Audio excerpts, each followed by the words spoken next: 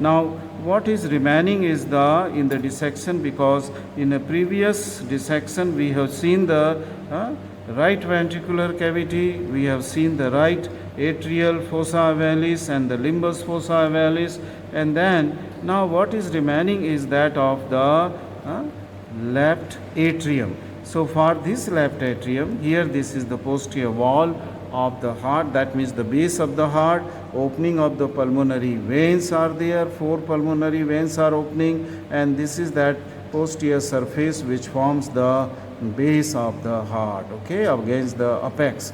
This is the base, okay, and I gave a window dissection quadrangular just to open the chamber, and chamber was opened. Here if I will put a finger, it is going into the auricle, okay, this is going into the auricle here, and then there is a large opening here inferiorly, here anteroinferior, and this large opening is for that of the walls, okay, the anterior cusp and posterior cusp of the mitral wall. That means this large opening is the atrioventricular orifice, which is pushing the blood from left atrium to the left ventricle.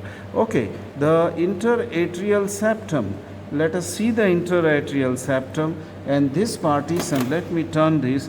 This partition is the interatrial septum, and this depression, oval depression, correspond to the fossa ovalis, which we can see from the right atrial chamber. This was limbus fossa ovalis, that also causes an oval impression here in the interatrial chamber onto the left atrium. This completes and these are the 4 veins which are opening, okay, 1, 2 here, and 1 and 2 here. This, I think it is the 1 vein only opening onto the left side. 2 veins are opening here into this chamber, okay, to the left atrial chamber. This completes the dissection of the ascending aorta, the aortic valves, the ventricular chamber, left ventricular chamber, and the left atrium. Thank you very much for watching this dissection on the chambers of the heart.